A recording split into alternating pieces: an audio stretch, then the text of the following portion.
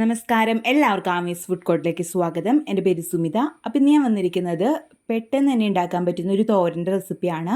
ചീരയും ചെമ്മീനും വെച്ചിട്ടാണ് കേട്ടോ ഇത് റെഡിയാക്കുന്നത്. വളരെ ടേസ്റ്റി ആയിട്ടുള്ള, അതേപോലെ വളരെ ഈസി ആയിട്ട് റെഡിയാക്കാൻ പറ്റുന്ന ഒരു തോരൻ്റെ റെസിപ്പിയാണ്. അപ്പോൾ അതെങ്ങനെയാണ് റെഡിയാക്കുന്നതെന്നും കൂടി നമുക്ക് നോക്കാം. അപ്പോൾ നമുക്ക് നമ്മുടെ ചെമ്മീൻ ചീര തോരൻ ഇവിടെ റെഡിയാക്കാം. അപ്പോൾ അതിന് വേണ്ടിയിട്ട് ആദ്യം തന്നെ നമുക്ക് ചെമ്മീൻ ഒന്ന് വേവിച്ചെടുക്കണം. അപ്പോൾ ഒരു മൺചട്ടി എടുത്തിട്ടുണ്ട്. അതിലേക്കൊരു 1/4 കിലോ അളവിൽ ചെറിയ ചെമ്മീൻ നല്ലപോലെ ക്ലീൻ ചെയ്തിട്ട് ഇട്ട് കൊടുത്തിട്ടുണ്ട്. അതിലേക്ക് ഒരു 1/4 ടീസ്പൂൺ അളവിൽ മഞ്ഞൾപ്പൊടി, ചെമ്മീനിലേക്ക് ആവശ്യത്തിനുള്ള ഉപ്പും കൂടി ചേർത്ത് കൊടുത്തിട്ടുണ്ട്. പിന്നെ നമ്മുടെ ചെമ്മീൻ വേവാൻ ആവശ്യത്തിന് വെള്ളം ചേർത്ത് കൊടുക്കാം. ഞാനിപ്പോൾ ചെമ്മീൻ നികപ്പം തന്നെ വെള്ളം ഒഴിച്ചിട്ടാണ് ഇത് വേവിച്ചെടുക്കുന്നത്. നമുക്കിത് പെട്ടെന്ന് തന്നെ വെന്ത് കിട്ടും. ഒരു മീഡിയം ഫ്ലെയിമിൽ വെച്ചിട്ട് നമുക്കിതങ്ങ് മൂടി വെച്ചിട്ട് നല്ല പോലെ ചെമ്മീൻ വേവിച്ചെടുക്കാം. വേവിച്ച ചെമ്മീൻ നമ്മൾ ചീരയിലേക്ക് ഇട്ടിട്ടാണ് കേട്ടോ ഇത് തോരൻ റെഡിയാക്കി എടുക്കുക. അത് പ്രത്യേകം ശ്രദ്ധിക്കാം. അപ്പോൾ അതാ നമ്മുടെ ചെമ്മീനൊക്കെ നല്ല പോലെ വെന്ത് വന്നിട്ടുണ്ട്. അപ്പോൾ ഇതൊരു സൈഡിലേക്ക് മാറ്റി വയ്ക്കാം. അപ്പോൾ നമുക്കിനി തോരൻ റെഡിയാക്കാൻ തുടങ്ങാം. അപ്പോൾ അതിന് വേണ്ടിയിട്ട് ഒരു പാനിലേക്ക് ഒരു 3 ടേബിൾ സ്പൂൺ വെളിച്ചെണ്ണ ഒഴിച്ച് കൊടുക്കാം. വെളിച്ചെണ്ണ നല്ലപോലെ ചൂടായിട്ട് വരുമ്പോൾ ഒരു 1/2 ടീസ്പൂൺ അളവിൽ കടുക് ചേർത്ത് കൊടുക്കാം കേട്ടോ. കടുക് നല്ലപോലെ പൊട്ടി വന്നാൽ നമുക്കിതിലേക്ക് ഒരു 10 ചുവന്നുള്ളി വട്ടത്തിലരിഞ്ഞത്, അതേപോലെ തന്നെ ഒരു 5 6 വെളുത്തുള്ളി നീളത്തിലരിഞ്ഞത്, അതും കൂടി ചേർത്തിട്ട് നമുക്കിത് മൂപ്പിച്ചെടുക്കണം. അതേപോലെ എരിവിന് ആവശ്യത്തിന് ഞാനൊരു 3 പച്ചമുളക് ചെറുതായിട്ട് കട്ട് ചെയ്ത് ഇട്ട് കൊടുത്തിട്ടുണ്ട്. പിന്നെ കുറച്ച് കറിവേപ്പിലയും കൂടി ചേർത്ത് കൊടുത്തിട്ടുണ്ട് കേട്ടോ. ഇനി ഇത് നല്ല പോലെ വഴറ്റിയെടുക്കണം. അപ്പം നല്ല പോലെ വാടി വന്നാൽ നമുക്കിതിലേക്ക് കുറച്ച് മഞ്ഞൾപ്പൊടി മാത്രമാണ് പൊടികളായിട്ട് നമ്മൾ ചേർത്ത് കൊടുക്കുന്നത്. അപ്പോൾ ഇത് നല്ല പോലെ ഇപ്പോൾ വാടി വന്നിട്ടുണ്ട്. ഇതിലേക്ക് ഒരു 1/2 ടീസ്പൂൺ അളവിൽ മഞ്ഞൾപ്പൊടിയും കൂടി ചേർത്ത് കൊടുക്കാം. നമ്മൾ എരിവിന് പച്ചമുളകാണ് ചേർക്കുന്നത്. അപ്പോൾ ആവശ്യത്തിന് എരിവിന് പച്ചമുളക് നോക്കിയിട്ട് ചേർക്കാം കേട്ടോ. അപ്പോൾ ഇനി ഇതൊന്ന് മൂത്ത് വരട്ടെ.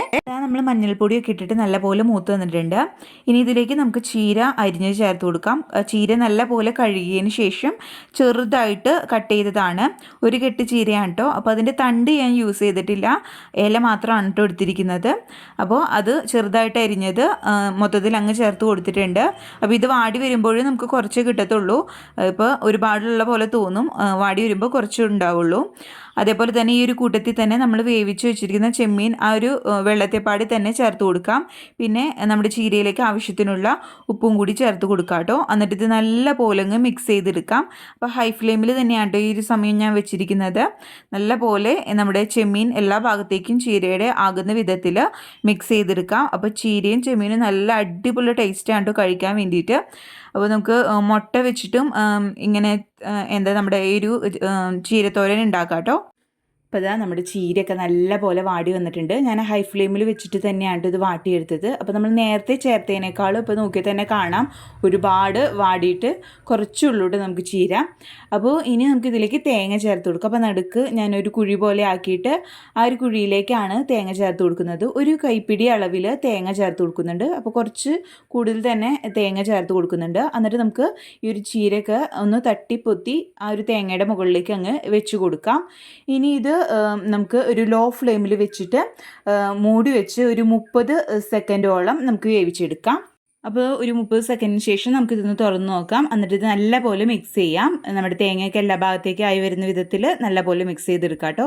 പെട്ടെന്ന് തന്നെ നമുക്ക് റെഡിയാക്കി എടുക്കാൻ പറ്റുന്ന ഒരു കിടിലൻ തോരൻ്റെ റെസിപ്പിയാണ്.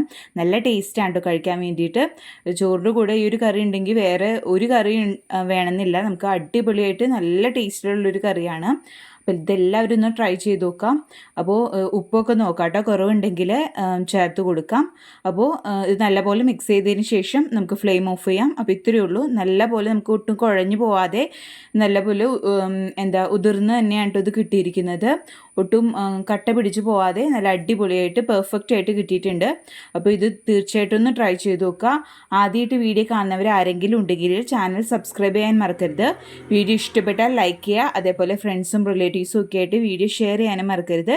അപ്പോൾ അടുത്ത അടിപൊളി വീഡിയോ ആയിട്ട് വരുന്നത് വരയ്ക്കും ബൈ. താങ്ക്